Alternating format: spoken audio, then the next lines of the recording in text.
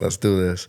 Welcome to Behind the Breeder. My name is Jonathan with Escobar Kennels. Today we have my boy Jesus with 5 French Bullies. How you doing today, homie? I'm doing good, brother. I am doing very, very good, man. I'm excited to be here.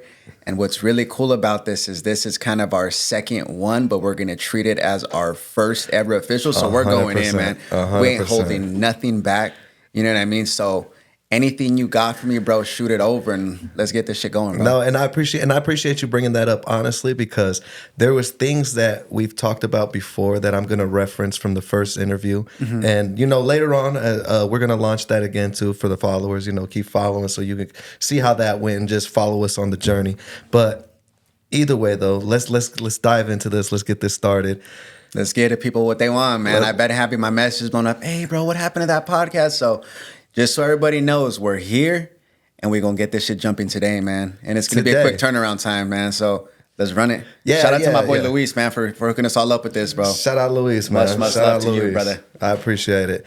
So Behind the Breeders is a podcast to get to know the people that are producing all these fire dogs, the people who are managing all these fire studs, the people with thousands of followers, the people who are making hundreds of thousands of dollars off of these dogs, and not just dogs. Eventually, we're going to get horse breeders and just breeders in general. So right now, we got 5 French Bullies in there. You're one of the, in my opinion, you're one of the top stud programs in Arizona right now.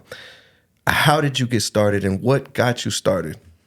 So for me, bro, I remember it perfectly. A lot of pandemic money going around, a bunch of it. Mm-hmm. So my wife actually was like, you know what? Like, she was looking at Frenchies, and at the time, I didn't think anything of them. I'm like, let me get it for her, because that's what she wanted. Mm-hmm. But then I'm like, something came into my head. I'm like, you know what? These dogs are like $5,000 or $6,000. I'm like, why can't I sell those? I thought to myself, I'm like, you can grab them.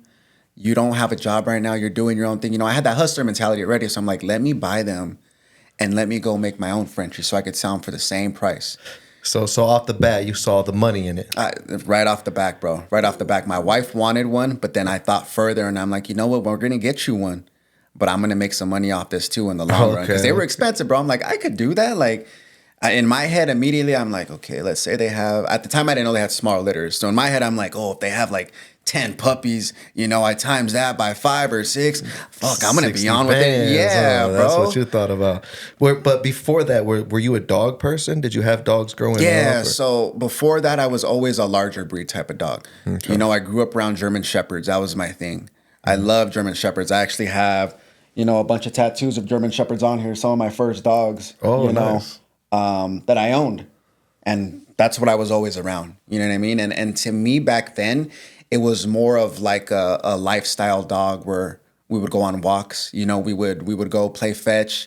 We would go hiking. I can't really do that with the Frenchie too much. So, I mean, back then to me, it was like it went hand in hand with the life that I had, So it's your wife that suggested getting into the Frenchies, though? My wife seen one day, bro, and she just fell in love with it. Shout out to the wife. Shout out to the wife, man. Shout out to the wife. A lot of people, man, don't give their wives enough credit when in actuality, they're the ones that are behind us more than anything, bro. They don't get enough credit as they should, man. They're out there cleaning the shit. They're out there, whelping the puppies for us. They do a lot that they don't get noticed from, man. So shout out to all the wives around. All the wives. Shout out to my girl, man. I love you, mama. Yeah.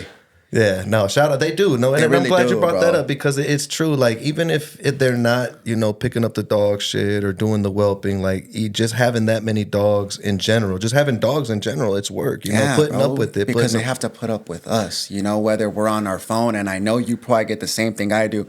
Oh, you're always on your phone. Oh, put the phone, you know what I mean? And it's hard, bro, because if you really do this, there really is no clocking out. You know what I mean? You are always on your phone. And that's something that a lot of people don't see. People see the jewelry, they see the money, they see the trips, they see these beautiful puppies, they see the lifestyle, the glitz and the glamour, but they don't see the behind the scenes. They don't see the work that it takes to get your program to that level. Yeah, because there's weeks, we don't make any money.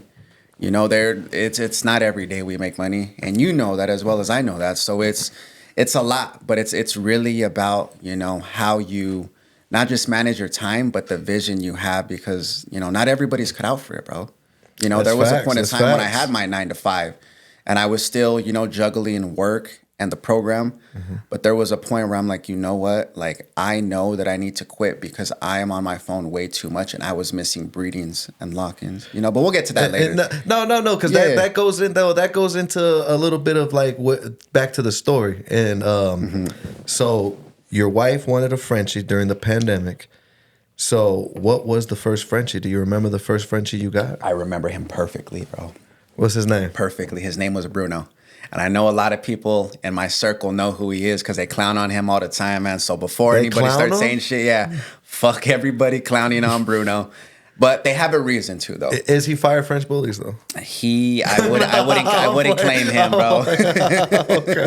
Okay. So tell us about Bruno, and we'll get to why you wouldn't claim him. I'm sure with Bruno's story. So I remember writing on my Facebook. I think that was the first place I looked at. I'm like, you know what? Who has Frenchies? And I remember that there was a girl I went to junior high with, and she wrote me, and she's like, hey, my ex-husband sells Frenchies. You know, he has a litter right now. Send me some pictures. And I remember that the pictures I got, I didn't really know what to look for. You know, that was the first time actually me looking at Frenchies besides the one my wife showed me. So there wasn't really much of like, oh, let me look for this. All I seen was a Merle pattern, you know, which caught my eye immediately, and a smile on his face, bro. And at that point, I'm like, you know what? I'm going to grab him. And mind you, these days I tell people, I'm like, you know what? Unless you have the time to put in to promote a stud and you're really going to like put the legwork in, get a female. You know, it's just a safer route. So why I grabbed a male, I don't know why, you know, because I don't even know what was going through my head because I wanted to make puppies. So maybe in my head, I'm like, you know, let me grab a male and then I'll grab a female next so I can breed them together or whatever. Yeah. But he was extremely big, bro. So he was extremely tall, extremely skinny, extremely lanky, had a tail, had a muzzle, had one little fisheye, you know, that wasn't locked in. With the fisheye? With all of that, bro. No bueno. And this is the kicker of this, bro. So mind you, I had a lot of money at the time. This was around the pandemic, you know, so everything was coming in. I was doing my own thing, whatever. But I bought him for $7,000 and he had no papers. And the reason, so check this out, this was interesting. The guy who sold me the dog, he said, hey, bro, like this is the price. If you want papers, you know, give me an additional $1,000. For the giraffe. For the giraffe, bro. Damn. So I was gonna give it to him. It's a cold world. It's a fucked up world, bro, man. No mentor, no nothing, bro. Exotic giraffes for $9K. Wow. So then at that point, you know, I really grabbed him, started posting him, and then that's when I met my very first mentor in the game, Rokes, man. So shout out to Rokes, man. If you're watching this, bro, I appreciate you for everything, bro. And that's when I talked to him. What kennel is Rokes? He is out of Broke. That's his kennel name, Rokes Bulls. Rokes Bulls? Rokes Okay. Bulls. Shout out He's out of Rokes California. Bulls. So I got linked with him somehow on the internet, and he kind of told me, he's like, look, bro, I'm going to be honest with you. That dog is not it. He's like, I know you keep posting that you're waiting for him to pop and you're just going to wait and it's coming, bro. But I'm going to tell you right now, bro, that dog is not going to turn out how you want him to turn out. And how did you take that? At first, immediately, I'm like, oh, this guy's full of shit. Fuck you, bro. Yeah, no, you know, no, that was my first thing. Because I think he was showing me other dogs. So I'm like, well, fuck, dude, I just grabbed a boy. He's showing me boys. Why do I need another boy? But exactly, a boy, and a boy, you have a boy right now that's not doing well as well. So that's even more doubt on top of it, like on why you shouldn't do it. And then this is the kicker to this whole story about Roke. So I remember we were talking, he was showing me a couple of pie dogs that some of his family members had. And then he sends me another picture the next day. And that picture happened to be Biggie. And when I looked at that picture, there was just something, bro, that immediately there was no question in my head, you know, and he gave me a price tag that it was more than I've ever paid for any type of dog, you know. So I was scared, but at the same time, I just knew that the way he looked, you know, his face, his thick bone, and this is relatively new to when I grabbed the Bruno. You know, I still didn't know anything. How old was Bruno at this point? Bruno was probably, I would say, around 6 months. 6 months when you got Biggie? Yeah, he was about 6 months. Okay. And then that's when I seen Biggie. And around when I seen him, bro, I'm like, fuck. Like, there was just something, bro. His face, his bone. And at that point, that's when I told my girl, I'm like, you know what? I'm gonna get this dog. And she looked at me like, you're not about to spend $10,000 on a dog. She's like, we just bought a dog. She's like, why are you gonna go buy another one? And I'm like, but just look at him. I'm like, trust me, he looks good, you know? And she's like, that's what you said about him. What are we gonna do with him? But I think I showed her, there was one specific video that he sent me, and I showed her, and she's like, you know what? He really is cute. Once she said that, bro, boom. You had it. Hit him up. I hit him up instantly. instantly. But I was scared, though, because I hit him up, and he's like, hey, bro, I'm sorry, but my compadre is actually, and his name's Martin. Shout out to Martin as well. Imperial Bullies. Shout out to him. Shout out to Martin, Imperial Bullies. Is that who produced Biggie? He's the one that produced Biggie. Oh, nice. So I hit him up, and he's like, hey, bro, I'm sorry, but my compadre is actually going to a dog show with Biggie. He's like, he's taking him, he's loading up right now as we speak. And he sent me a video of Biggie in the bath. And I fell in love all over again. I'm like, no, bro, like I need that dog. You can take him, but I'm deposit ready. Nobody was writing me back. And at the time, Imperial Bullies had a whole crew, right? They had like 8 people that had all that name on their Instagram. Imperial Bullies, Martin, Imperial Bullies, you know, XYZ. So I started hitting them all up all throughout the show, like, hey, I need that dog. His name was already Biggie. Okay. And I'm like, I need Biggie, you know, I'm ready. Finally, one of them wrote me back, and at that point, bro, I sent the money, and the rest is history, bro. And how much did you pay for him? $10,000. $10,000. $10,000. I mean, it was a little more, but I mean, it was transportation fees. But he was $10,000. So you just took a L for $7K, and you went back in the pot for $10K. And I had money, bro, but it wasn't the type of money that I have now. So to me back then, you know, $17K in the matter of. I got Bruno when he was already like 4 months. So in the matter of like, let's say a month to 2 months, it was crazy, bro. No, we were eating ramen for like a good week after I got Biggie, bro. Real shit. You know, that's insane. That'd be something crazy to do right now. $17K on 2 dogs. But I mean, look what it did for you. Look what it did for you. So while you were doing all this, what were you doing? Like, what did you do as a 9 to 5? So at the time, I was doing my own thing. You know, I was a hustler. I was doing, you know, things behind the scenes. But I also had a 9 to 5 that I was working at a rehab center. I was a tech, you know, so I picked up shifts there because right after, so I went to jail for a little bit. You know, I got in a little bit of trouble. I was a new felon. So right after that, it was hard finding a job. And the only place that I could find that would kind of like, I guess you could say I had a passion just because I like helping people was that rehab, bro. And they took me in, you know.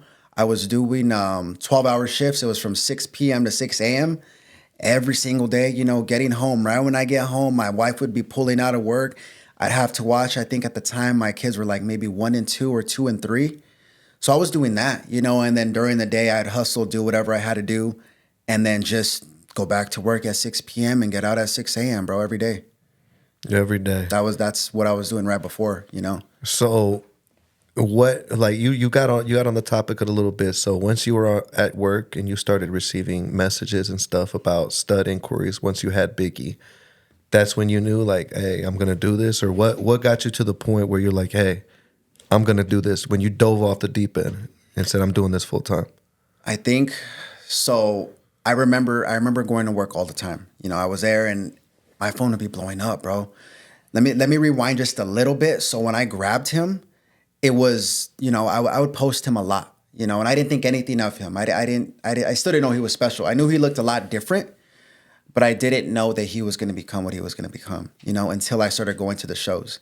And it was nothing really out of state. It was all in Arizona, you know, and I remember him taking him to shows and he was just getting a lot of love, bro. You know, I've never won anything in life, you know, in the sense of, oh, you got first place. But there was one show we went to, I think he placed 3rd. And that was the Bully Grammys Part 1, the first one. And then every show after that, bro, he was just winning. Boom, left, right, first place, best male, best blue, back to back. And at that point, that's when I was like, you know what? Like, I think I have something on my hands that's nice. Because at first, it was just people telling me like, damn, he looks good. But I didn't know if they were just being nice or if they were being genuine, you know? Yeah. So then when we went to the shows and I was getting love and people were like, damn, that dog's going to be nice. Can I lock him in? At that point, I'm like, what the fuck does locking him in mean? Like, what are you trying to tell me? Yeah. You know? And it just escalated, bro. Like, I feel like the love that we got at the local shows really gave me the confidence and the drive I needed to go home, and then became obsessed with, you know what? They like him, so let me post him every fucking day. And a lot of people disagree with this, you know, because a lot of people tell me, look, bro, don't post dogs that much. This is what people told me when I first got in the game.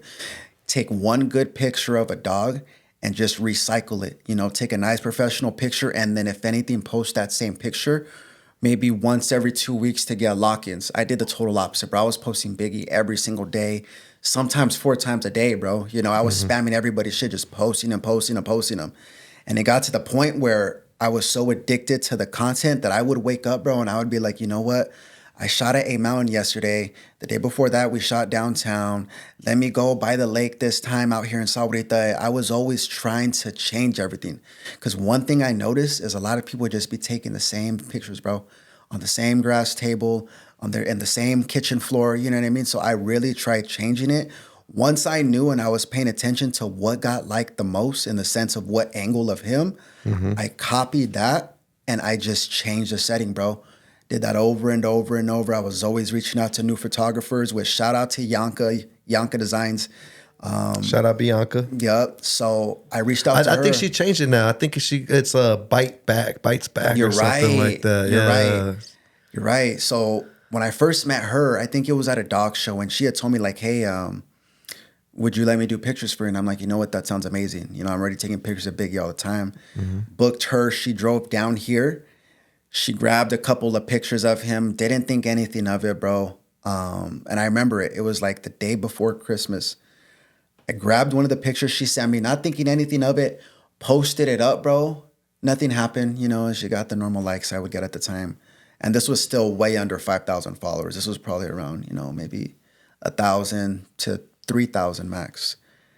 And out of nowhere, that fucking post just went viral, bro.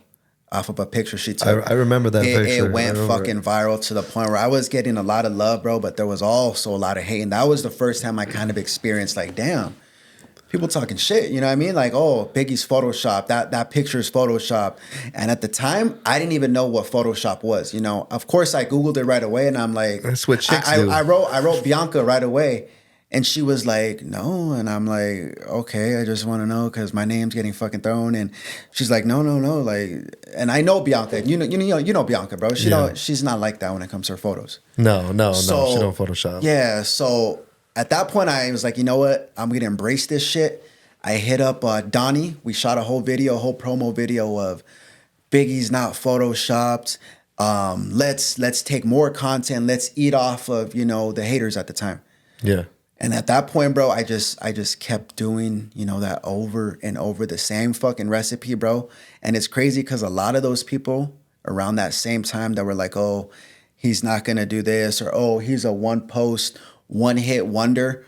Bro, that shit fueled me so much that we were going viral, I feel like once a week for a fucking hot minute, bro. Video after video. And when I say viral, bro, I mean at least, and this is all organic, you know, I've never paid for a follower in my life. You know, I can't even fucking do sponsored ads because my thing's all messed up. But we were doing over 40,000 likes easy. You know what I mean? On either videos mainly or videos basically. The only picture I kind of had that went viral was the original one that Bianca did. Okay. Everything else was just videos, and they were just, bro, they were doing numbers, you know? And to me, when I seen that type of traction coming in and the followers and all of this stuff, all the inquiries, bro, it was life-changing to me. You know what I mean? I've never had that type of traction on a social media platform, you know? No. I get that 100% because when you first started, did you think that you'd reach to the pinnacles of where you're at now? I mean, you got a dog show coming up. You shout out to the breeders department. You know, you're a brand ambassador. They're their very first shout one out to the breeders department, man. Shout out. Major play. So, and it's crazy because I fucked with the brand before. That's when you know shit is real and it hits. When they don't reach out to you and you're like, damn, I've never really checked out your brand. Bro already knows, you know, I was already hitting them up all the time. Hey, bro, ordering hundreds of dollars of stuff for me and my wife. You know, I would order 2 shirts just because I would fuck with them so much. Yeah. So when he reached out to me, I'm like, dude, like, this is genuine because I already fucked with the brand. So if you guys want to bring me on as your first brand ambassador, bro, I was honored at that point because I'm like, you know what? Like, they really do their shit. The way that he is passionate about, you know, the breeders department, the whole brand, reminds me of me with the dog game, you know, I'm promoting studs. Like he lives, eats, breathes it. You know, he'll be going to different fashion shows, bro. He does his vlogs now. Like there's really, you know, not a brand I can say respectfully that is really fucking with the breeders department in the sense of on a passionate level where they're taking because anybody can print a shirt. You know what I mean? It doesn't take a lot to make a logo and print out a shirt on a nice shirt. Facts. But to really, you know, give the logo a lot of attention. Not just that, to build a brand, an actual brand that's and known. it's so universal. You know, Yeah. we're talking about not just people that breed dogs, you know, people that breed cannabis, people that breed reptiles. You know what I mean? It's a brand that's really universal for anybody really to fuck with. And they do such a good job of the materials, you know, adding little touches. Like they're not really like, you know, on like a small-minded, you know, little venture. Like they're really fucking, they're going with it, bro. Yeah, no, I just saw like a promo video they shot like in Vegas or something like this. So Yeah, bro. I told him, like, bro, I got to go with you on the next one, which I'm sad because they're all going to be at Rumble in the Jungle, bro. And I'm not going to be there, unfortunately. God, I thought about going myself, but man, it's just so far of a drive, dude. We just talked about it. And I know, it just bro. doesn't make sense. But shout out Rumble in the Jungle too. You know, everyone going out there, good luck. Be safe. June Williams, man, shout out him. And, you know, thanks for throwing a good show for everything that you do in the dog game. But back to our interview, back to the podcast. Yeah. Where were we? I think We were talking about you quitting your job. So you started getting motion with Biggie. Where's Bruno throughout all of this? so. Bruno was still around for a quick minute. He was you going know? to the dog shows too? No, fuck no. I was still crossing my fingers, bro. Like, oh, he's gonna pop. Just give him some time. Because the owner kept telling me, he's like, bro, like, these are the parents. And now I look at the parents, I'm like, bro, the parents weren't fucking nice. But at the time, I'm like, you know what? The dad he looks good, but And I don't like that, man. And I've noticed that breeders do that. But then I've also noticed too, though, that, you know, you took it. Good thing that you wouldn't be where you're at right now had you been butthurt or sensitive over what your mentor was saying, you know, or if you really didn't listen to it. Because honestly, or if you still be waiting right now for Bruno to pop, you know, you wouldn't be where you're at. And it's like, you know, I've tried to mentor people as well, where I tell them things that they don't like, but it's like, dude, I'm telling you the truth though. Like, this is what you want, this is what you want to aim for, and this is what you got. And they don't want to hear it, man. Some people get really upset. hard, bro. You know, the game is extremely sensitive. Because I can tell you right now, bro, I'm doing the same thing as you. Scrolling on my phone, I'm like, damn, if only, you know, they could have the tongue in on this picture. Damn, only if they would have, you know, pulled their rear out a little more. Or damn, why are they highlighting a long back? You know, there's a ton of stuff. But in my head, I'm like, you know what? I've grown to the point where I'm like, you know what? I'm not even going to tell them anything unless they ask me, because I just know how it is, bro. People are extremely sensitive when it comes to even constructive criticism. You know what I mean? Because I would never tell anybody rudely, but at the same time, it's like I want to because someone did that to me and it fucking changed the game for me, bro. It really did. I would have never bought Biggie. I would have been like, you know what? No, I'm going to keep this boy. He's going to end up looking great. Why do I need another male? You know? Yeah, no facts. If you would be waiting on Bruno right now, waiting on trusting the blood. Oh, hell no, bro. I would have been light years away, bro. And that's what's crazy is that when I was going to my 9 to 5, and I remember my manager was always telling me, like, dude, get off your phone. I'm like, bro, like, you don't understand. Like, this shit's going viral. Look at all these messages. This person's asking to use my dog. I made fucking $1,500 and I just deposits off lock-ins. Like, so at that point, you know, I was scared, you know, because I was a new felon. I had just got that job. So I'm like, fuck, I can't fuck this job up. You know, it was actually a good job. Yeah, and you liked it. You and I enjoyed loved it, bro. Like it was something I could see myself doing. Mm-hmm. And I told my wife at the time, I'm like, you know what? I think I'm going to quit. I told her, I'm like, I feel like I'm at the point where I'm making money regularly, which it's never regular. You know what I mean? Being an entrepreneur, there's no regular. But I was making a good enough amount monthly where I was like, dude, this is at least quadruple what I'm making. So even on a slow month, we can still save and it'll offset for the slow months. She thought I was crazy. You know, she's like, you're not going to quit. You've only been there, you know, for a little under a year. So why would you do that? You know, but I told her, I'm like, I'm going to do it. And then that's when, you know, it got to the point where I was having to miss work because females were ready for my stud. Oh, yeah. And you can't miss the bag, bro. You can't miss that. That's when my boss was like, dude, like, you're telling me you're going to be late because you got to go jack your dog off and do what? And you're making how much from that? I'm like, just trust me, bro. Like, I'm like, I will be there. But it got to the point where he was over it. He's like, look, dude, like you're either always on your phone or you're always, having to call out, be late. And I told him, I'm like, you know what? I was already on my weekend, it was already my days off. And I'm like, you know what? I'm not going to come back. I'm sorry. I wish I could have gave you a 2 weeks notice. But I knew I had more breedings coming up that week. So I'm like, it's just not going to work, Yeah. So at that point, I'm like, I That's quit, a huge bro. risk though, especially you got children, you got a wife, you got a family. Bro. So you dove in. It was a huge risk. It's a huge risk. It's a huge risk for anyone. But I mean, look what it did. I mean, if you don't risk, there's no reward. There's really not, bro. And I tell people that all the time because it's like, if I would have never done that, I would have been so limited on fucking getting off at 6 a.m., taking a cat nap until the kids wake up at 7:30, trying to get content real quick, trying to do the kids, and then going back to work. Bro, once I quit, I went full fucking throttle, fully pledged to the dog game, and was out there every fucking day getting content. And don't get me wrong, and this is what a lot of people don't understand about this whole thing. Because a lot of people tell me, like, they assume that I've been in the game for a long time. How long have you been in the game? Let's get to that. It's just a little over 2 years. A little over 2 years. When will the 3-year mark hit? The 3-year mark will hit in a few months. Oh, nice. Yeah, in a few months.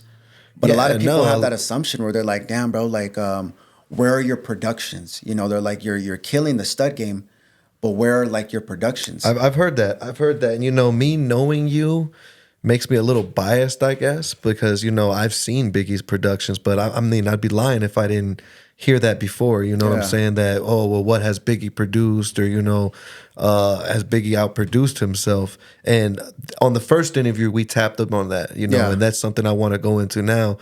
As far as like what happened with that, how did that turn about? So, he went viral on a level that was going to a lot of different pages. And this is what I don't want to say I regret it, because the money was great and I wouldn't be in the position I'm in if I would have had that exclusive mindset. But he was going viral to where it was random people throughout the world, bro. They'd be like, let me use your dog. And they were wealthy. And this is, in my point of view, what a good client is, the ones that aren't even breeders. That's a family house. They have a long, big giraffe female Frenchie. They have money. They don't try to tell you, oh, I need a test on this day. Oh, send me my box. Like, they let you coach them through everything. And that's what a lot of my clients were. They fell in love with Biggie on the algorithm. Oh, he has a beautiful face. Oh, he's so chunky. Like, I love him. Paid me my money, sent them the box, or they flew to come use him. And that's kind of what I was on. So a lot of his productions at first, not really until this last year that a lot of people, because I raised his fee, now he's at 8,000 to use, were people that had giraffes, bro.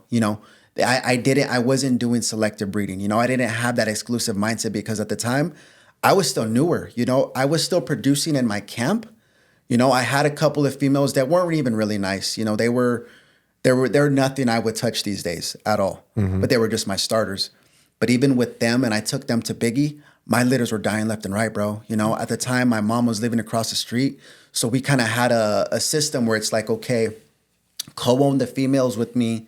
We'll use Biggie. You whelp the litter. I'll give you half, But every litter that was going over there, bro, and this was a whole year long of this happening, litters were just dying, bro. They would be like, fine, 4 weeks hits, 5 week hits. They would get like this aspiration pneumonia every time, bro. And they were all fucking getting wiped out. So I literally I think I had one successful litter, which was my first litter. And then after that, every litter was dying. So seeing all of my litters die, in my head, I'm like, you know what? Like, we'll still produce, but if my stud Biggie is killing it, on the numbers and with the lock-ins, and that, I feel like that's kind of what my calling was and what I became obsessed with doing. Like, I had a legit passion before a lot of people had the passion of promoting a stud, at least in our network. I just ran with that, bro, Like, to me, producing was cool because of the puppies, but I'm like, dude, your fucking litters are dying. You're wasting money on C-sections. You're doing this. And they're not fucking making it, bro. Yeah, and it was a whole year, bro. It was at least year to the point I'm like, fuck, dude, did someone put some voodoo on me or some shit, bro? Because it was a minimum of year. Yeah, bro. It was probably, honestly, around a year and a half, if I'm going to be exact. So at that point, I'm like, why am I going to produce as much and go into buying all these females if I'm just fucking digging myself in a money pit? So I still did, but it wasn't like, oh, let me really focus on buying nice females, or let me focus on, it was like, let me just focus on promoting my studs because that's what I feel like is doing well. So that's what I did, you know. And now though, where I'm at with everything, now I have females in the cut, that I know are extremely nice. You got some bad bitches. Thank you, bro. We got a couple bitches. of litters, hopefully, that have taken their about day 20-ish. So I'm hoping to confirm 2 really nice females to solo, which that's going to be. Tap in. Yeah, man. That's one that I got reservations. I'm telling people there. I have reservations, bro, ready right now for a couple of puppies that are going to be 10 to 12K minimum. Okay. So that's so next level shit. Yeah, 100%. Okay. So that's kind of where in my head I'm like, you know what? Maybe I should have produced more, but no one can really say they would have done the same because a lot of people weren't in my shoes in the sense of their stud going, to that level that quickly. Because this was all under a year. I was only breeding for like a year, bro, and I was new to all this shit. And that's another thing. How do you take the criticism from people, especially a lot of the older people in the dog game that I've known, or not I'm not gonna say older. I'm gonna say people who have been in the dog game longer. Like, how do you feel? How do you take the criticism about that you the produce not bought people? You know what I'm saying? That you haven't produced anything, that all your studs, you bought every one of them. Like, how do you handle that? So these days, bro, because I still hear it, you know what I mean? A lot. To this day. To this day, bro. And it's so funny how it works because a lot of times it's people in Arizona, people that have been breeding for years. And then they look at it from the outside like, oh, he's just fucking buying dogs. And I'm like, okay, first off, bro, you had to buy a dog too. It's not my fault that I knew how to leverage my network on Instagram to get my dog to different levels, Mm-hmm. But now when I hear that stuff, bro, I'm like, that's cool, but at the end of the day, numbers don't lie. And don't get me wrong, the ones that are actually producing nice shit, hats off to them. But a lot of times the people that, oh, he bought that, he didn't produce it. Bro, there's some grumpy ass old motherfucker, bro, that my dogs are still nice in them. I'm like, you know what? If my dogs are nicer than yours and you're still going to be saying that, then what the hell's the point of producing if the dogs that I didn't produce still look better than yours? And this is what I tell the people. Like, if it's that easy, then why don't you do it? It's that simple, bro. If all it takes is $10,000 to go buy a stud that looks good and you'll be rich, you'll be famous, like, why don't you do it then? It's facts, bro. It really, really is. And in my shoes now, I still hear it till this day. And I'm like, you know what? I've become so numb to stuff, bro, that I have seen close friends not become enemies, but become sneak dissings, They'll be talking about me on the stories. And I see it all the time, But I tell people that go through that because I feel like, and this is my personal opinion. Your first year in the dog game is basically going to be you trying to find your vision, or if you have your vision, trying to chase that vision. Once you make it to the end of that year and you start to go up, all of those people that were supporters, that were sharing your stuff, once they see you on the rise and they notice, oh shit, this guy's doing breedings. Oh shit, his followers are going up. Oh shit, his numbers are going up.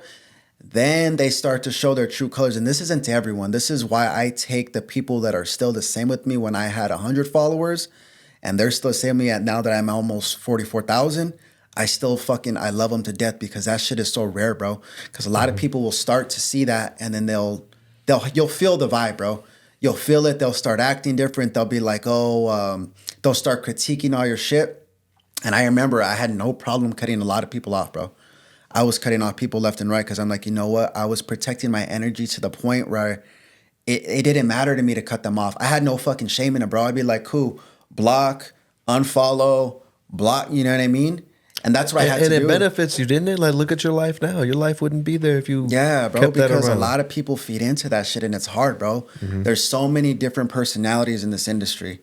You got people that think they're the shit. You got people that have the entitlement of, oh, I've been here for a while. You have people that, there's so many different just personalities that if you don't know how to navigate through it, bro, this game will eat you alive. And I've seen a lot of people that were doing well start to go downhill because I could tell that they were letting the mental state of worrying about the next man's motion or worrying about not doing good enough or hating on someone, that it fucks them. every time. You know, and for me, when I was coming up, I knew I was getting talked about a lot, bro. You know, oh, he bought Biggie, he didn't produce him. Oh, look at Biggie's productions, which again, I was fucking breeding him to anything, bro. If they paid me the stud feet, they can breed him to a fucking a llama if they want. You feel me? Yeah. I didn't care, you know? So to me, I'm like, if my numbers are doing good and, you know, I'm over here, you guys, I've never seen six figures in my bank account, bro. And within a year, you know, I would say when Biggie was probably, when he was probably about 15 months, bro, I already had over 100,000 in the bank just off of lock-ins, you know? Just Biggie 15 months. Biggie probably has, and this isn't something to brag about because again, there's people that have that exclusive mindset where that is something to brag about though, bro, because there's people that work 9 to 5 that don't get that have to work 2 years in order to get that. it was crazy. And the thing that I love about this game is that it's legal, bro. You know, don't get me wrong. We get a lot of bash. You know, you guys are breeding dogs, blah blah, PETA, this is that. You know what I mean? But those adopt don't shop people. Shout out the adopt don't shop people, man. Actually, fuck y'all. Like for real, fuck y'all. I hate them, bro. Those are the ones I'm talking about, bro. I hate those are the ones I'm talking about. No, don't get me wrong, bro. Like I love dogs. I love animals. I'm in this shit because I love what I do, bro. I love it, and I get their standpoint in some points where like there's some breeders that are legit pieces of shit that don't deserve a goldfish, yet alone to be out here breeding dogs. Like, I get it, you know, go attack them, but like, don't just put us all in a category and treat us all like pieces of shit because you got to stick up your ass that you feel like you're saving the world one dog at a time by buying them out of shelter. Like, I'm sorry, but I don't want to get a mutt that has PTSD, bro, that's going to fucking bite my leg or tear up my shoes just because I didn't walk the little motherfucker. Like, that's really what it is, bro. That's really what it is. I'm like, fuck, we opened up a good ass topic, bro. Yeah, like honestly, man, like, and this is something I wanted to say a little earlier. Like, man, I feel like we've been tense. Like, it's been tight. It's because I feel like we're doing like a repeat. Like, I'm trying so hard to like think of like the first interview and like I think totally of forgot about it, bro. Like, you know what I mean? But no, I didn't though, because like I just watched it recently. Like, I was able to get it, and I watched the whole thing, and I'm like, man, it was such a great interview, but the quality of the camera work was ass. The audio could have been better. The lighting could have been better. Like, this is so much better. This setup right here, it's beautiful. And honestly, I'm trying to recreate that great interview, but it's hard because the other one was genuinely just, it was legit. It was just, you know, off the dome. It was like no rehearsal, no nothing. And this one, it feels a little bit more rehearsed, and I don't like that. Like, I want to loosen up, man. I'm gonna get me a drink, bro. Take a drink, bro. I just did one right now.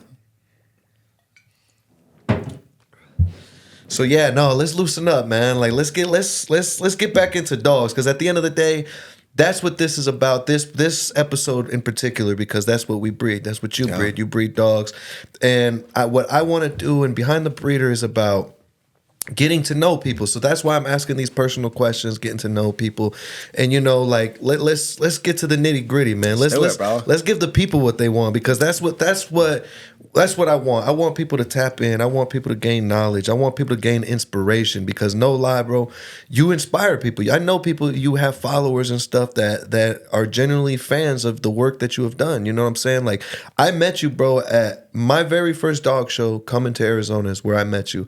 I went to a dog show. It was a small dog show, mind you, too. It was like in the back alley of some, like, in Tempe, bro. Like, it was kind of weird, but I loved it, bro. Like, I loved the environment, and I was just walking by, and there was a guy at your booth with White Claws. You know, shout out the White Claw man. I don't know who he is. I don't remember his name or nothing, but he just showed hella love, and he was like, hey, bro, post up with me.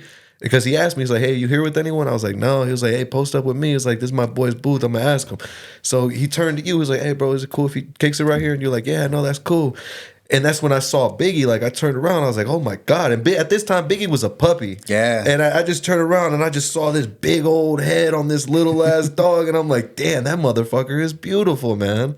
So I remember, bro. I got some pictures and stuff. So I was able to, you know, follow you along that journey, because that's when I started following you on Instagram. And I've seen you personally go from at that time, maybe like 1,000 some followers to where you're over 40,000 plus followers. You know what I'm saying? Like when I met you, bro, you didn't have bust downs, you didn't have APs, you didn't have the sponsors, you didn't have none of this shit. So I had just the drive. You know what I mean? That's all it you was. had at that the drive, point, bro. At that time, I remember your booth had like one of those little backdrops, bro, that you had like. I taped that motherfucker on there. On there, bro. So it's amazing watching your journey, bro, and it's inspiring. And that's what I want people to tap in for, because it's like, you know, I want people to get to know who Jesus behind Fire French Bullies. Like everyone knows Biggie, you know, Baby that's Shark. What I'm known for, bro. Everyone knows Baby Shark stamping shit too, man. Thank you, bro. He's stamping shit. I love Baby Shark, and it's crazy because when I grabbed Baby Shark, I was skeptical of him, bro. I grabbed him. I'm like, you know what? I don't fuck with his face. I didn't fuck with him. Mm-hmm. And then out of nowhere, it felt like it was day to night. He looked crazy, you know. And that's the only other dog besides Biggie in my program that did massive numbers on such a short scale. I feel like it was a month, bro. He was, and then when he got to work, and I know, like when he got to work, and that boy was working. Like when he started dropping litters, I remember seeing bro, Baby Shark, and he's stamping shit. He's stamping his look. He really throws his look, bro. Really that's one thing I fuck with Baby Shark is he really, really throws his look. You know, when No Dog's perfect, I critique the fuck out of him all the time, but he really ran it up. You know, I feel like in the matter of, fuck, dude, maybe 4 months, because he 8 months to around his first birthday, so 4 months, he was already at like 60 lock-ins, bro. You know, 60 lock-ins, and in that time frame, bro. I mean, the math of 60 times 500, and then I ran a bunch, and bro, it was insane. I didn't think I could do it again. You know, I took a risk because I'm like, you know what, everything's Biggie. I don't think I could get another dog, and nobody will fuck with it. But going back to the network, so you had doubts yourself when you got Baby Shark? 1,000%, bro. I knew I wanted something because I knew that okay. How long is Biggie gonna stay doing his thing? You know, Biggie was at the time probably closer to 2 years old. So I'm like, how long can I keep this going? I need something different. But I was scared, bro. I'm like, what's gonna compare to Biggie? Respectfully, you know, there's a lot of nice dogs out there, but in the sense of having that, you know, picture perfect face, not too extreme body, girthy, you know, complete. There's a lot of things I would correct on Biggie. You know, I wish his back was a little bit shorter. I wish he was a little smaller of a dog. But in the sense of a universal dog that I could have breeders using, people finding him on in the algorithm that are just a wealthy family somewhere up in the hills loving him, bro, he was all of that. So I was scared. You know, when I got Baby Shark, I was like, fuck, he's lilac, he looks cute. Didn't think nothing of it, bro. And then my network never lets me down. You know what I mean? I don't want to say they'll do anything I do, but if I bring something to the table and I'm passionate about it, bro, a lot of times, and I tell people this all the time, because there's a lot, the stud game's kind of fucked up right now. You know, there's a lot of people that are getting into it kind of for the wrong reasons. I'm about to say, why do you feel like it's fucked up right now?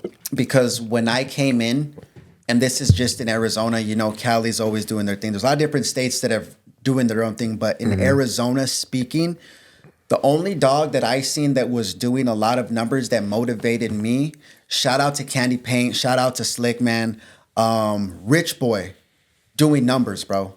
You know what I mean? His Merle dog. So when I seen that, I'm like, damn, like this is motivational to me. So when I came in and I started doing my thing, it was cool. There was a couple other people that started buying studs. Great. I'll always support everyone. But there's people these days, you know, that will get studs and it's more of, you know, we all do it for money, you know, but I genuinely have a passion for promoting a stud and I get off to literally seeing, you know, oh, this picture doing likes. Oh, I think about, oh, if I dropped a post yesterday, I need to get something else that's crazy to top that. I'm addicted to the game. You know, I really, really am when it comes to promoting a stud. So when I see people that are like, oh, let me just buy this stud, you know, and they ask for the lock-ins. They're always on, oh, I'm raising him tonight. If you don't fucking lock in by tonight, he's going to be at 40,000, you know what I mean? And that shit trips me out, bro. Like I see that all the time. Like people saying like, oh, the intro rate, you better lock in by this date or this date it's doubling. And it's like, bro, no one's locking up for this low rate right now. What the fuck makes you think raising it? People are gonna be like, oh man. And a lot of people shoot themselves in the foot, bro, because they'll raise a fee to a dog. You know, they'll have that mindset where it's like, let me raise the fee. Or better yet, let me close the dog down to the public, you know. And this is to no one specifically. This is just what I've seen from multiple people. They'll raise a dog's fee, you know, to let's say 30,000, you know, or they'll close a dog. They realize like, fuck, I have a really nice dog, but he didn't get the type of play he should have. How can I bring him back without looking funny? Like, oh, I'm going back on dropping his price down, or oh, I'm coming back off of I said he was closed, but now he's the open. Reintroduction fee. How can I you know what I mean? So to me, that's why I've always had the mindset of I'm not doing this. Like these dogs I bought are strictly just for people to use. You know, I use them myself, but at the same time, it's. I look at it deeper than that, you know, because of course it would mean more to me if I produced them and this was all going on. It would mean more. It's more meaningful. Mm-hmm. But at the same time, people don't understand that the motion that these dogs bring are motions that will last a lifetime. So whether it's hearing Fire French Bullies, you think of Biggie, they come to the page, they see other dogs. That motion that I gain off of all of this, people will want to come back. Oh, let me grab a puppy. Oh, like if I would have went exclusive, I would never be where I'm at. And that's why I tell people, you know, oh, I want to use my stud first and I'm not going to let him, you know, run to anyone else until I use him off my own. Yeah, the selective DNA breeders. Like I've noticed that. I've run across that myself, man, where people are like, oh, well, does your girl carry this, that? Oh, then no. Like we're only doing this. And it's like, bro, how are you going to tell people how to do stuff with their program? You exactly. know? But at the same time, it's like, okay, well, I can't tell you what to do with your program. So exactly, you just won't get none of my money. It's as simple as that. And that's what's weird to me is because, like, you know, at the end of the day, it's like what you said, and it's true. We're all in this for money. You know, I love dogs. You know, I've already said that before. And I'll say that again. I love dogs. I've always loved dogs. But if just for my love of dog, I'll have, you know, 1, 2, 3 dogs max, but I'm not gonna have a whole goddamn kennel. So if I have a kennel, it's because I'm trying to get some money, man. Exactly, I'm trying to breed. So why wouldn't I utilize my program to make money? So that is a weird thing that I've noticed a lot. And it's so common, bro, because I hear it on the daily. It happens a lot. I do this for the passion, which don't get me wrong, we all have a passion for dogs. We do. But when it becomes where people are like, oh, I do this for the passion, it's not for the money, but the only reason they're saying that is because they're not successful and making good amounts of money, then it's like, bro, I see all through that shit, you know, because like you said earlier, if everybody could do it, then why aren't they doing it, bro? It's not that easy. It's not. You know, it takes a special type of, not just hustle, because there's a lot of people that are consistent on posting, but they're doing it the wrong way. You don't want to do the wrong thing consistently. It has to be the right thing. But if you can channel that into doing the right thing, then bro, it's like clockwork. You know what I mean? It just comes natural. It takes a certain type of swagger where you can come on and post yourself or post, you know, your stud and not necessarily have to ask for the lock-in, but you just word things and are just such a not attractive individual, but people love your energy that they will lock in with you because they love who you are and they love the dog. Don't get me wrong, but that's how the game goes, bro. And I'm glad you brought that up too, Go, because that's what do they say? Like I breed for, you know, a lot of people are breeding to the breeders instead of the dogs. Yes, you know, and that's a hot topic right now that's going on in the dog game. You know, that people are talking about. What is your put on that? So to me, you have to breed to the dog. You know. It does help if the owner of the stud is on his shit, you know, great customer service, a cool ass dude you could chop it up with, but you shouldn't fucking breed to the breeder, bro.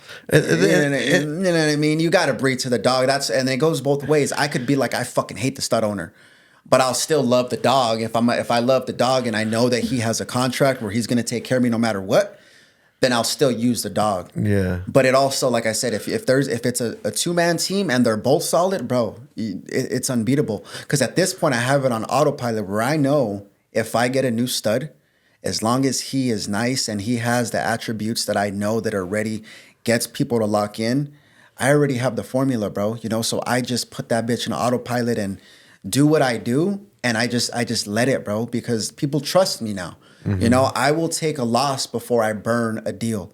I've refunded a lot of people, bro, even though it says my contract, I'm not going to refund this. If I know that it's going to, let me send it to off the leash or let me come out publicly. Even though I'm not in the wrong, I don't have the time of day to be in my messages responding to all the drama, that I'll be like, you know what? Fuck all that. Here's your $500. I'll take the losses. Because at the end of the day, my brand means more to me. To make sure that my name's always clear. I mean, my face card's good. Okay. And that's true too. I've noticed also that a lot of people, they'll use a stud and they'll expect like, okay, right now, if I tap in with Jesus, I'm gonna pay the 8K. I'm gonna boss up. I'm gonna use Biggie. They think because them paying that 8K stud fee, like you're supposed to get rid of all their litter from. You're supposed to promote their litter all day, every day. Like, how do you handle that? So the way I think of that is, it has to be, periodically, and this is what I'm going to tell everybody. You can't expect a stud owner to help you sell your litter. I will always give everyone the fair share of my platform where, okay, if I were to share everybody's shit, my whole story would be of everybody's. So you have to be above that, where it's like, let me really know how to navigate my stories, because everything is strategic the way I move on Instagram. Everything is marketing. Everything. I post everything, and every story has a meaning behind getting more viewers. So I know, okay, if I share this dude's litter, especially let's say if I have a litter of myself, I'm not going to share it, because why would I do that? Because I have my own litter. I'll still share it, but not every single day, because people tag me in a lot of shit. So yeah, that's what I'm saying. If I were to share everything that someone mentions me in, bro, I'd have like 30 stories a day, of just either offspring or this. And I give everybody a fair share. If someone has a litter, I'll try to balance it out where, okay, I'm going to post yours today. Tomorrow you tag me, I'm going to post yours. But bro, it's just not realistic, especially if the litter doesn't look good, which it's off of my stud. But it goes back to it, bro. Yes, a stud should be producing, let's say, 1 or 2 puppies, throwing his look. But if the female just isn't there, bro, when I say it's not there, I'm talking like a lot of these females, bro, just were not there. And that's the thing too, that people try to discredit. I feel like this low-key kind of hating, because they put it all on the stud. We're like, okay, well, look at these bitches, bro. And and that's another thing, man. Let's get to the nitty-gritty, bro. Yeah. Fuck the bullshit. Like, why are so many breeders acting like females these days, bro? And when I say females, I say females, and like, no disrespect to females. I love women. I'm not a sexist, nothing like that. I'm talking to the men who act like real life broads, bro, that you call them weenies. I'm gonna call them females, because they do a lot of just weird shit, like Photoshop dogs to make them look bad. Or I actually had a dude who I'm not gonna put him on blast or nothing, but a dude who I was cool with. I never really met him, but in the DMs he's always shown love. He's messaged me a few times. I've talked to him a few times, on Instagram and stuff, and I think we even follow each other on Facebook and everything. It's one of those where out of nowhere he messaging me talking shit about a dog, a certain top dog at that. And I had to keep it real with him. Like, listen, bro, like, I'm not gonna go back and forth with you about a dog. Like, bro, it's a fucking dog. Like, if you don't like the dog, like, why? Like, what did the dog do to you? How can you hate on a fucking animal, bro, that is making someone who's changing lives, literal lives, bro, who's making of someone money, who's making multiple families money, exactly, and just causing such a big impact on the community and in the dog game? How can you hate on this fucking dog? Like, it's weird to me, bro. They can't do it, bro. That's why. It comes down to. But then why I don't get is like, why are they in this game then, though? It's like, if you can't do it, okay, cool, just buy a fucking dog and go home, man. Go watch some fucking Jerry Springer or whatever you want to watch, go chill and, do your, I say Jerry Springer, R.I.P. Jerry, but it's like, if you want your drama, go get it there. But I've noticed a lot of drama in the dog game, bro, where it's like, how are we going to get into it, bro, if for nothing? Like, we're all grown, we're all adults, we're all trying to make money off these animals, we all love the animals, we're all trying to produce, because when I got into the dog game, that's what I was taught. Like, you're supposed to outproduce or, produce to better the breed. You know what I'm saying? So it's like, if we're all here for the same goal and the same thing, like, why aren't we working together? Like, why is there so much hate, so much gossip, so much weenie shit? It's vicious, bro. And it sucks, because a lot of times it's someone that you'll start out with that is always very cool with you, showing love, chopping it up with you. But it all goes back, and this is for my experiences. Anytime you're on the uphill, bro, is when people start acting weird. You know, currently, you know, there's an individual that lives in Phoenix, you know, and this is a little backstory. Dude was cool, always showed him love, no problems whatsoever, bro. And this is what's funny, bro. And this is just a little backstory about me. Before the watch, before the jewelry, before the, you know, getting sponsored by Breeder's Apartment, I wore the same shit all the time, bro. It was always the Fire French Bully shirt with some fucking beat up ass basketball shorts, bro, with the same fucking shoes. Everywhere, bro. I didn't care. It got to the point where I'm like, you know what? My wife told me, like, hey, like, there's always people coming up to the booth wanting to take pictures. Like, why don't you get nicer clothes? She's like, you can afford them. Like, why don't you want to buy anything nicer? At the time, I didn't understand it. I was like, fuck that. I'm good. They fuck with me as a person. Why do I need the nice shit? Mm-hmm. That was my mindset. But then I took a step back and thought of it a little further. And I'm like, you know what? I'm a walking brand.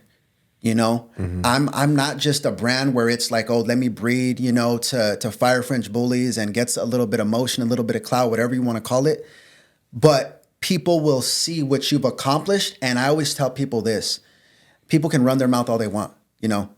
That don't mean shit. They're going to do it regardless. If you have the nice things in life to back it up, where, oh, my truck's paid off, I put my family in the fucking, our dream home, super nice neighborhood. I have nice clothes, whether it's or jewelry. People want to see that. Why? Because they want to know that it's possible to make it off these dogs and do the same thing. So that's when I realized, like, you know what? Let me up my game and up the score and start investing into myself so people can actually realize, like, okay, he does do some numbers, but oh shit, he has this. You know what I mean? So I took it a step further, where I'm like, let me show them what I can become, still remain the same person, but let them know that this shit is possible straight off of dog money, you know? Straight off of dog money. I have a couple of other little side businesses, little side hustles I do, but the dog game is primarily my thing. And a lot of people tell me, like, bro, I do this as a hobby. I don't expect the dog money. Like, I don't live off the dog money. It's because they can't. It's because they can't. They can't, bro. It's because they can't. And I never will lowball my dogs. I'll never be like, oh, I'm going to run them at 500 today. I'm going to, you know, I've never done that. What's the lowest you've ever had Biggie at? The lowest was 1,500. That's the lowest. You've never seen less than $1,500 from him. And you've never done a pup back with him? No. I've done one pup back with him, and it didn't work out. And it was to a female that I was beyond excited for. It was an amazing female. The guy I trusted. But when he found out that there was only, I think, 2 puppies, he wanted to keep them both. He wanted to keep them both, bro. And then he didn't want to give me the pick I wanted. And then all of a sudden he wanted to cash me out on the stud fee. But then he wanted a lower price. And this was already like far in the game. Yeah, bro. So at that point I was like, you know what? This is exactly why I don't do puppy backs, because motherfuckers try to burn me and pull some hoe ass shit. You know? So, but you not to cut you off, but you did get off topic a little bit. You started talking about how you started being a walking image of your brand, but that went off of Buddy in Phoenix. You were saying Buddy in Phoenix, you know what I'm saying? Just started hating on you or something. So the Buddy in Phoenix, I feel like he's seen me start to, you know, show what I'm wearing, show the watch. And I feel like it got under his skin so bad, because then he would go on his stories. And mind you, I have Buddy blocked. He's a fucking weenie. You know what I mean? He's blocked. I don't even view his shit. Yeah. But people will send me his stories like, hey, is he talking about you? And I'm like, bro. And I'll look what he's saying. And he's always on, look at my day job. Look what I'm making in my day job. The numbers don't lie. Oh, I have nice Louis Vuitton stuff too, but it's in my closet. I don't need to bring it out to let people see it. It's just in there as a collectible So he's item. still watching your shit though. 1,000%. He's still a fan. He has a bunch of pages, bro. I blocked all of them. You know what I mean? Like, see that's what I say. Like when I say feminine shit, like these breeders act like they for real in relationships with you, and you done did them bad. Like, and then he goes on about what you were talking about earlier. Oh, I'm in it for the passion. I'm not in it for the money. But I'm like, bro, I remember very perfectly that you were going ham on trying to promote your studs, that you were going ham trying to offer all these services, you know, that you were doing you know, buying new studs, going to shows, doing lives. Did it work out for him? No, it didn't, bro. So that's why he kind of posts like, oh, this is what I make in my day job. I don't need the dogs. This is for the passion. When I know who he is, you know. So that's why I take a step back and I'm like, bro, it's because you can't do it, bro. No, and that's the thing too. Like, if you're passionate about something, why would you not want to do it full time? Like they said, man, it's not easily replicated. If you do what you love, you'll never work a day in your life. And it's like, facts. Bro, if you could do this, if you can make a living off of your dogs, if it's that easy as you think, as you assume that it is, then why are you hating on him for doing it, bro? It's like he's living your dream. So yeah, and to me, bro, I'm like, if I go above and beyond and do what I do and it motivates people, great.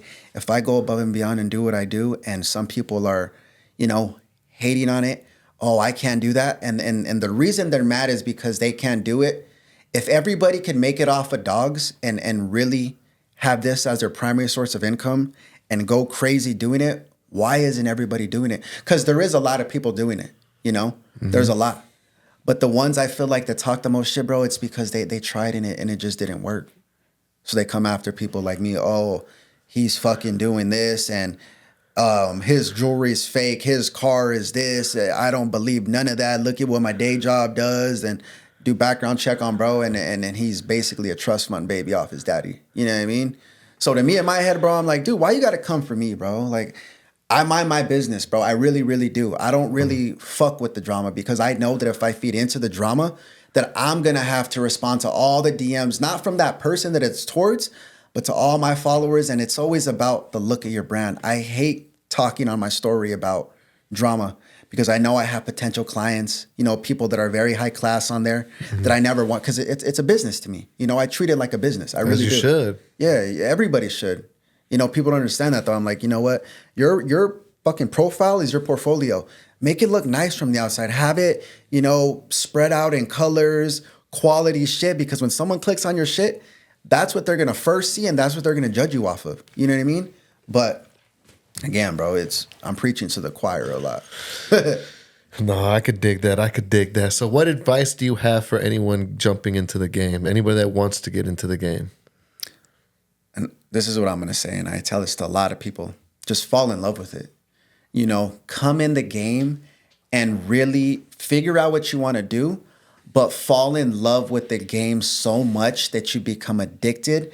Get used to doing good business. Get ready for the L's. Because if you can fall in love with it, bro, everything else will follow. You will gravitate a lot of people around you just because you're in love with the game for the right reasons of, oh, I want to take this stud to the top. Oh, I want to produce a nice dog. You know what I mean? Mm-hmm. Fall in love with it because once you fall in love with it, it's a wrap, bro, because you're not doing it for money at that point. You're doing it because you fall in love with it. The money will always come. Mm-hmm. That's it. Hell yeah. Where are we at in time? It's an hour. We're at an hour right now? Yeah. Think we should keep going or... There's just so much we got to talk about still. I could pay extra. No. You can do it. I'll pay you extra. Yeah, well, I'll pay too. No. I didn't ask you for it. It's because I thought you guys gonna do one. Yeah, no. It's just there's so much honestly, I don't like the way that it started at first. I felt like I was tense over here. I was intense this time. I was. You like, weren't. You're a lot more loose. I noticed that, and then I was like, "Fuck, man." I was a little bit tense and stuff, but. Honestly, what I want to get into, man, is honestly, I want to get straight to what the people want, bro. Like, fuck the bullshit. Like I said, I was trying to recreate the first interview because it went well, bro. I know it did. I just don't remember it though. Like, I don't remember the. I'm gonna send it to you. Timeline of what we talked about. I'm gonna send it to you, bro. And it went so well. And watch, once you see it, you're gonna be like, fuck, bro. Like, we wasted. Don't say that. Hey, it's like Big Daddy. We wasted the good surprise on you, bro. But yeah, no. So what I want to get into, bro, is the numbers because that's what people want to get into, man. You know what I'm saying? Like, let's talk numbers, bro. You already said Big E hasn't been lower than 1,500. The lowest, and that's when I first got in, and I was like, how many lock-ins did you do? Did you do like a 5, a 10? So I opened him up, I think, at 1,500 for like 5 people. 5 people. So only 5 people got to touch that 1,500. Exactly. Oh, they were blessed. Exactly. They were that's blessed. what I tell a lot of people because there was a lot, bro. Those 5 people didn't necessarily lock in because some of them like Biggie, but a lot of them were like, oh, like this is my boy, Fire French Bullies. His dog's semi-nice. Let me do him the favor and lock in. And of course, when Biggie grew up and they seen him, they're like, fuck, like I gotta steal, dude. Like I'm using Biggie, And they look back at it. 8K now, bro? Yeah, they look back at it and they're like, fuck, like I got blessed. Because he has changed not just my life, bro. There's a lot of people that have used him and ran up bags off their puppies, bro. There's a lot of people that have used him and they're like, fuck, bro, like I sold my puppy and he's only 3 weeks old for $10,000. And I'm glad you brought that up because, like I said, that's what people want, man. People want to hear numbers, bro. They want to hear. Let's get to the nitty gritty, man. Yeah, what was the first bag that you touched off of Biggie? Like the first The first puppy, not even the biggest bag. We will get to that later. I'm saying the first actual bag where you were like, damn, Biggie came through, like on your first puppy sale from him. So it was his first litter. And I think he had 4 puppies. The lowest one of those puppies went, bro, was for 15,000. The lowest. The lowest. What was the lowest? 25. 25K and the lowest 15. God damn. And that was off of just puppies, bro. And mind you, the female was, she was okay. But it was a Biggie puppy. He was exclusive at the time, you could say, because he didn't have a lot of offspring. Mm-hmm. So, bro, I was fucking shipping dogs, flying dogs, everywhere, bro. I've had fucking people in different countries, bro, all the time until this day. How did that feel when you got that 25K, fresh out the joint? You know what I mean? Not that fresh. I mean, what, you said you were out for how many years before you got I was out for about a year. Oh, shit. So you are fresh. Yeah, so you fresh out. And you fresh out, and bro. you getting a legal 25. How did that feel, man? It felt unreal, bro. At that point, and my wife seen the money coming in, and I was counting up in the kitchen, and she's like, holy fuck. Bro, I could never even explain that feeling because I've never touched that amount of legal money at one time off of something that's legal, a puppy that I could promote. And that you love. Yeah, and that I literally cherish, bro. Yeah. So all of that money I went, bro, that's when I started saving up. You know what I mean? Because there was a lot of times I'm like, you know what? I could go buy this, bro. I could have bought the watch and all this shit long time ago. Mm-hmm. Long time ago.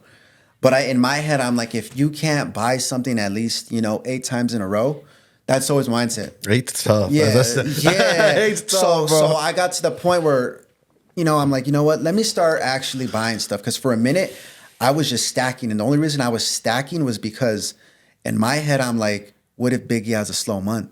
God forbid, what if something happens to Biggie? You know what I mean? What am I going to do? So that's why I was just saving everything, bro. Like, don't get me wrong. We were doing little things as a family, but I was saving so much money back then, bro. It was insane. So what's the most you've sold a puppy for? The very most. Or is it the most? The 25 was the most you've sold a puppy for? A puppy, 25. Okay. So what are you averaging right now? Right now, I would say we average anywhere between on the low end 7, the high end probably 15. The game isn't what it was a year ago. Well, the economy, people always talk about the dog. And it's the economy, man. You know what I'm saying? There are people, there's people all over the world, all walks of life, doing many different things, man, that are struggling right now. So, of course, you got to go with the times. But 100%. And don't get me wrong, the money's still great. And like I tell people this all the time. If the product is there, it'll still sell itself. You'll still get money. But going beyond that, if you're still bringing in, let's say 10 or 15, to me, that's still a good day, because a year ago, or let's put it the pandemic times, bro, it was just an unreal amount of money. If I would have had Biggie, booming around when I bought him already, bro, it would have been crazy, because of all the stimulus money, all the stuff. Shit still sells, but it's definitely not like, oh, it's easy to go get 25K right now for, you know what I mean? It's just not. It's not.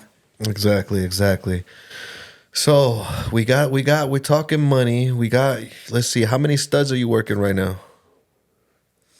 In the Fire French Bully camp. I think on the lineup we have Biggie, we have Shark, but Shark really isn't working that much anymore.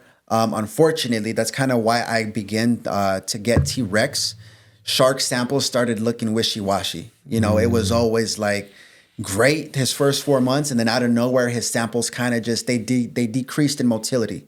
So I kind of have him resting.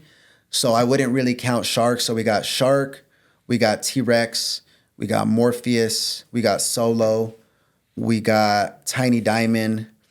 I think those are the only ones right now. So we got 5 working, but I also have 44 Paddock. He'll be working in a couple of months. Biggie line, I like to say. And then who else do I have? Little C's, a Biggie son. He'll be working. I forgot about him. Yeah, he'll be working in about 4 months. So I would say around 7. Yes, he's on a cone. Shout out to Plug-in Frenchies. Shout out Plug-in Frenchies. Dropped a bag, and Little C's is actually with him right now. We've been letting him marinate, but his mom was crazy, bro. My baddest female. She's a direct gunner daughter, super compact. She was everything Biggie needed, and she had the same blood. So it fucking clicked. I was sad because there was only one puppy in the litter. That's the Little C's? Yeah, and the party I co-owned her with, she got lost during a car accident, so she's out of the whole picture, bro. But holy shit. It sucks because that's the female I originally bought for T-Rex because she's a gunner daughter. He's 2 times gunner front and back, you know, so it was going to go crazy. But I got little seeds out of it, so. Okay. So, as in the dog game, what are your views right now on the direction that it's going? I think with the time right now, bro, I've noticed that there's a lot of people that are feel like it's getting a little more exotic, you know, which in my world, in the structure world, because DNA in my eyes is a little easier to achieve because you know what you're gonna get when you're breeding if you know the DNA. You know, if you know you're breeding a fucking something that has 2 copies of Isabella, you know you're getting one. You know, with structure, it's kind of like, and this is what I think, you got to really study the pedigree, and even studying pedigree, sometimes it just don't click, bro. I've bred 2 nice ass dogs together and I still got shit. You know, I wouldn't say it was shit, but it wasn't definitely what I wanted. So I feel like right now with where everything's going, it's more of, you still got your producers, you know, shout out to a lot of people in Cali still killing it, still doing their thing.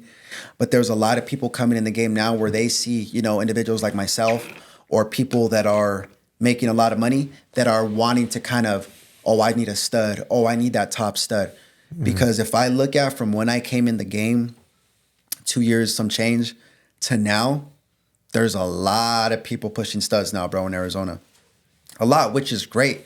Because I tell people all the time, people think that I'm going to be the one that's like in competition with people where I'm, oh, why are you doing this? Oh, you're copying me. But to me, bro, it's like, I can never be someone's competition because in my head, I'm like, I was already doing this. You know what I mean? Like when I came in with Biggie and I feel like we rattled Arizona and kind of got a lot of people's eyes open, like, fuck, this dude's running it up off of a fucking stud.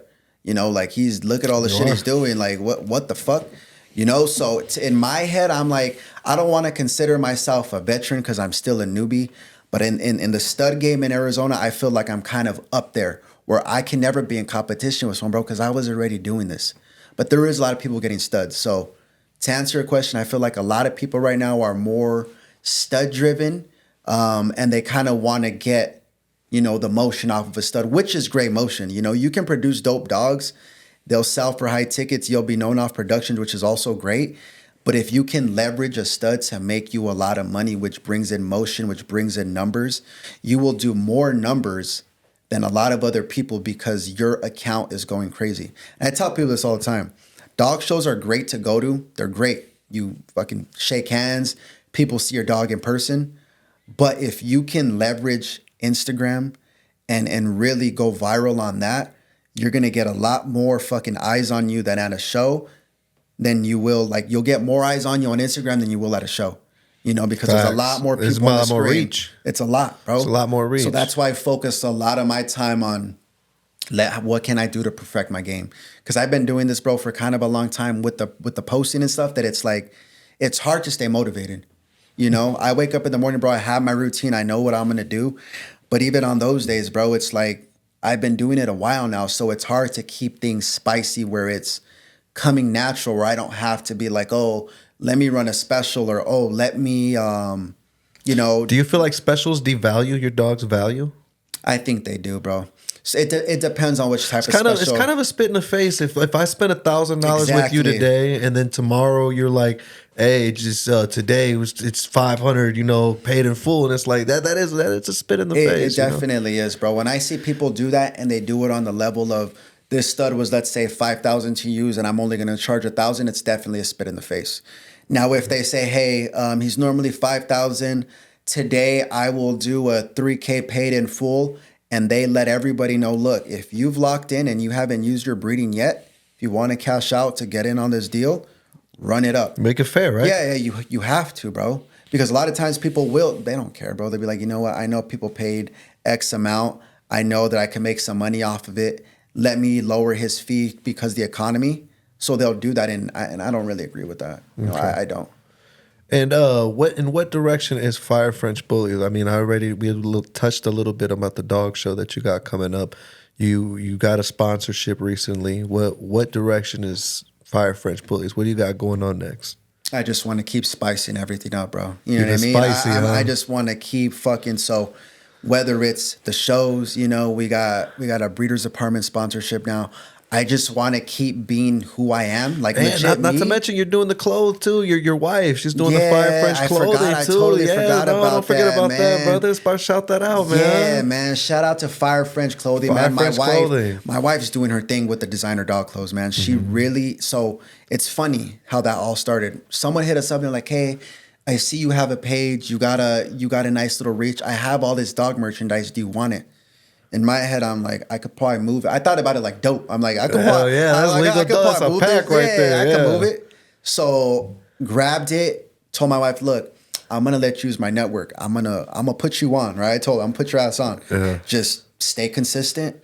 Let me do the legwork. When they come in, be very respectful. Treat everybody good. You're a walking image of me. Make sure you treat. You know what I mean? Told her everything there is to know. And bro, it's been going crazy, bro. We've been fucking selling shit left and right, and that's it. It's just online, you know, and through Instagram. There's no website yet. We haven't even went to dog shows with it yet. We haven't set up at the mall, at the swap meets, nothing like that, bro. And it's going really well. So That's diving what's into up, man. that, That's what's up. Congratulations, man. I appreciate you, bro. Congratulations. So touching into that, and really what I really want to get going is now that I have, you know, the platform to showcase a lot of shit. That's what the way I see it. I've built the platform, let the platform work for me. So now that I have that, now I'm getting in the lab, bro, where I got so much little things, females I just purchased that I haven't even shown yet, you know, that are going to be ran to some crazy, like now I'm actually in the lab because I got a bag. Yeah, I got a bag behind me to back it. So if Slim fucks up, I got, you know what I mean? So I'm producing more now. But at the same time, bro, my love is for the studs. It genuinely is. So I'm always in the market, bro. I look at dogs all day. So if I see something I like, bro, 9 out of 10 times the price don't matter to me, bro. I'm gonna buy it. If I can see, like, it's addicting, bro. I'll tell you that. Like, I will see a dog, fall in love with it, knowing, fuck, I can see myself promoting the fuck out of this dog, him running it up, bro. I will buy it. You know what I mean? Like, the passion is still there. You know, I'm still always wanting to perfect my shit. Like, even with the podcast stuff, I'm always trying to take it to that next level because that's what my supporters deserve, you know? They've seen me ground zero coming up. They've seen the journey. They've seen the lock-ins, the houses, the cars, the jewelry. I want to keep that shit going, bro, where it's, oh, let me give you guys a new stud. Oh, let me give you guys a background on me. You know what I mean? Because people want to hear that shit, bro. Yeah, they want to. They want to know they need how hope, this happened. Man. The Robin Hood of the hood. Yeah, bro. So that's why to me it's just like I'm always trying to just navigate through different shit, bro. I always have my hands in a lot of different shit. People always ask me, "Are you gonna stop with the studs?" And it's a no, bro. You know, I'm gonna keep doing it because it's worked on every single one I've brought in. Do you guys plan on going outside of Frenchies? You know, EBs, Bullies, Cane Corsos are big out here. Yeah, they've grown. So personally, yeah, bro, I've thought about it a lot. I've thought about the EBs. Why? Because I feel like in Arizona, the EB game is lacking. You know, I go to the shows in Arizona, the EB categories, there's no one even really in them. And it's that crazy. A few years ago, I used to see a lot. I used to see a lot of EBs. Now you really don't see them in the categories at all. Nothing, bro. So to me, as a businessman, I'm like, okay, there's not that many EBs. I know I got people on my studs. Let me get an EB stud, get people to get an EB female, and fucking start making EBs in Arizona because they ain't really no one fucking with it, bro. Okay. You know, there's a couple of people. Shout out to Jonathan, Family Bullies AZ. Shout out Jonathan and the family. He has a dope ass EB program, but I can count on one hand how many, you know, EB breeders in Arizona are actually doing their thing, you know? So I thought about EBs. Bullies always catch my eye. Have you ever seen a Play to Win? Shout out to Play to Win. I'm pretty sure it's Play to Win. They got Chapo. Have you seen Chapo? In my opinion, right now, bro, that's the hottest EB stud in Arizona. He's nice. I just actually found him, bro. So backstory, got Tiny Diamond. Someone showed me, you know, Chapo, and I'm like, fuck, where is they have this dog hiding at? Like, I've never seen this fool ever, and he's in Arizona? I was shook, bro. So yeah, man, shout out to Chapo because that boy, Chapo, he man. looks real I almost good, got something off him, man. Just right now is not the best time, man. Yeah, he hit me up recently too, and he's like, "Hey, bro, I got a female, gave me a little opportunity." Yeah. And I thought about it, bro, but I'm like, I don't know. You know, I feel like if I step in, whether it's EBs or Bullies, you need top notch. I gotta step in. You gotta know, bro. Like I gotta know where it's. I feel it. That's the last thing I want to step in, and it can be even medium, bro. It gotta be on a milli. You know, it has. You heard it first here, man. You heard it first, y'all. Yeah. Get something for Fire French Bullies, man. If you show me a bully, bro, or a micro EB with some fronts, bro, like. It'll happen. You got bro. the bag for him. You got the bag I got the for him. bag, bro, and it'll happen. Yes, it'll sir. happen. Yes, sir. Okay. So what do you know, we're gonna wrap things up here soon. What do you have to say to the followers, to your followers right now? What would you have? What a little message you have to say to them?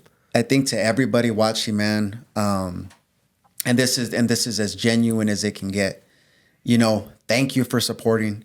The journey's been crazy. You know, I came in, no experience in the dog game, and I'm still fresh. You know, I don't ever consider myself a veteran by any means.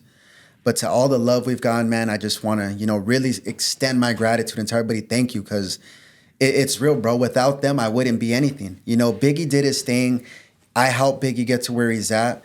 But at the same time, bro, if people didn't see the vision or feed off of, you know, the hype I built, I would be nowhere, bro. So I owe it all to all my followers, bro, because, I mean, without them, there'd be no FFB, man. It's as simple as that. You know, I put the work in, Biggie put the work in, you know, and I tell people this: if you got a nice dog, you make him live under a rock, nobody's going to see him. You know, it takes two. It takes actually getting that dog in the sunlight. Mm-hmm. But at the same time, bro, people still have to fuck with this. So I've met so many dope people in the dog game, bro, that have, you know, I met a lot of pieces of shit too. Don't get me wrong. Oh, we're gonna get a message for them here in a bit. But we getting the followers first. You know, we giving them flowers first. You know what I'm saying? But I've met, bro, so many good people that I it's priceless to me, bro. The friendships I've built. You know, people know my families. You know, like I trust a lot of people to a personal level. I'm like, damn, this dude's cool. So everybody in the dog game, man, stay doing your thing. Stick to the vision. I tell people this. I say, do not focus on the next man motion, because when you focus on somebody else's motion and their come up, it will be the same day you lose momentum for your own plays. You know, so just stick to the vision, man, and stay consistent. Reach out for help. Get a good mentor. You know, find somebody that'll really give you the time of day, because you could do it by yourself. You can, but if you can collab with someone that actually has been through it and will put you on game, run it, bro, because that shit's priceless. Teamwork makes the dream work. All day, bro.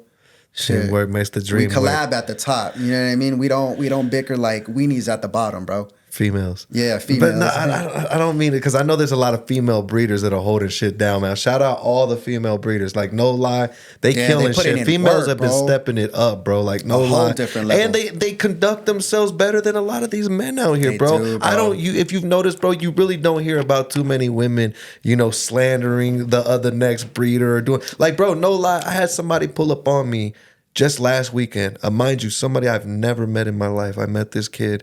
He drove all the way from Peoria, man. He came over to get a paper signed because he ended up getting a puppy that I sold over a year ago, got rehomed, and he wanted to get the paperwork signed. So he drove all the way over here, and he's showing me messages, man. He's showing me messages of other breeders dissing, like making paragraphs about other breeders who aren't thinking of it. And it's weird to me. It's like, bro, don't you got something to do? Go get some money, man. I've never seen some weird shit like that, bro, but I see it. And I'm like, and I see the same shit. I'm like, this dude is really telling this guy, don't fuck with him. Yeah, hey, come use my stud so they don't use that guy's stud.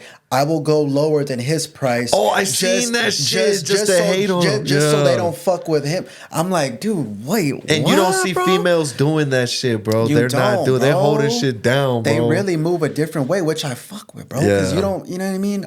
Shout out to all the female breeders, man. No, for real. Real talk. They really, they do their thing, bro. Yeah, so when I say females, no disrespect, ladies, at all, for real. I don't mean no disrespect. But weenies, bro, them little fucking weenies. They do weenie activity. What have you to say? What's your message to all the weenies out there? And is there anything you'd like to get off your chest to a certain weenie? Like, I'm pretty sure that this platform, man, I have hope in it, bro. You know what I mean? And it's sad to say, because at the end of the day, I don't like talking bad about nobody, bro. But there's too many to even fucking name, and it's unfortunate. Well, we'll put them all in the weenie category. Yeah, what's your message to the weenies? In the pot, the weenie they'll pot. Be in the weenie pot. Yeah. To all of them, man, this is what I really, you know, I've been wanting to get this shit off my chest, bro. Yes, sir. So, to every single weenie out there, all of them, understand this: you can't hate me for the rest of your life, because I'm really, really not even getting started with this shit, man. I'm really, really not. So I hope that you dig deep in there, or you know what I mean, in your little weenie, Dig deep in your little weenie to understand that this is just fucking beginning, man. That's it. You know what I mean? We just really getting started with the shit, bro. So if they're upset right now, they about to be sick. I'm about to see a lot of sneak dissing going on, Vomiting. bro, and I love it, bro. They're I gonna love be it because vomiting. that tells me like, oh shit, you're doing something right because look at what they're saying. You know, if I was doing something wrong, everybody fucks with you, you know, because it's the little guy. Let me, They talk shit about you still, but behind your back, man. That's why I don't give a Yeah. fuck, man. I mean, people All are gonna day. talk. They're gonna talk the talk. You know, no one's gonna say none of your face. They ain't gonna do nothing, and they ain't making the money. So it's like, nah, bro. just whatever, facts. man. Just whatever, man. But it's weird to me, man. You know what I'm saying? Because I'm not used to that. You know, growing up in the time and in the era and in the environment that I come from, weenie activity is not tolerated. Like, we look down on feminine ass men, man. You feel me? Like, there ain't none of that fucking just sneak dissing. No, none of that. Man, get that weird shit out of here, bro. Like, I don't know. So it's weird. But that's why I only focus on what I got going on, what I do, what I got going on. I don't care what they're doing. I don't care what they're selling their puppy for. I don't care what their stud fee is. Unless I plan on using that stud, I could care less what the fuck he's selling his dog sperm for. But I'm like, if they're signing for $5, let them do that because it ain't fucking with me. Yeah. You know, I'm not losing shit over it. I'm still doing numbers. It don't matter to me. It really, really don't. It really, really don't. And that's what they hate, bro. They hate that it don't. I'm like, they want me. I feel like when I do come out to them, I'm going to be like, fuck, he wrote me. I got his time of day. But to me, it's like I don't have enough hours in a day to respond to my messages as it is. How the fuck am I going to be responding to all my followers? Hey, who are you talking about? Hey, what did he do? Like, I don't got that time of day, bro. I wish I did. Not even, because that's weird, bro. Like, who cares? Who cares what the hell they talking about? What they doing? Like, I don't know. I just posted a message myself on my Instagram recently about all the dude, I get tagged so much. I get sent so many people's things from people that show no love. And the weirdest one was a dude who doesn't even follow me sent me a message request to like, follow, and share their story or their That's stupid some weird ass shit, bro. There's some fucking weirdos out here, man. That is some There's weird ass shit. fucking weirdos. I never understand the logic that goes behind like the reason people. I've heard shit like that though. They'll be like, "Oh, this guy is asking me to follow him back, or he'll follow me just to unfollow me, but to gain my like, and then I'll unfollow him, and then shout him out, and then go to all of his pictures, comment on all of his pictures showing love." But he's not even fucking following you. Like, there's a lot of weird stuff, bro. It's weird out here, man. It's weird out here, man. So yeah, no, I appreciate you coming on the show today, bro. Thank you for sharing. Thank you for sharing your story. Some of your story. I know we could keep going. I mean, shit, dude. There's so much that there's a lot we haven't talked on that we spoke on last time. There's new stuff that we've talked on. Like I said, as this journey grows, we'll upload the first video later on. I'm gonna send that to you. We could keep running it back, out. bro. Because when it comes to the industry, like I said, I could go on about this for forever. I could tell so many different parts of my story. You know what I mean? So if they fuck with this little rap, bro, we can run it back, bro, and dive right back into it. Let's do it. Let's do it, dog. Let's do it, family. Let's do it. Well, I appreciate it. All day, bro. I appreciate it. My dog. My dog. And I appreciate the cameraman. Thank you guys so much. Tap in, like, follow, share, and subscribe. I appreciate it, guys. See you on next time of Behind the Breeders. Let's go, baby. Boom. Get it.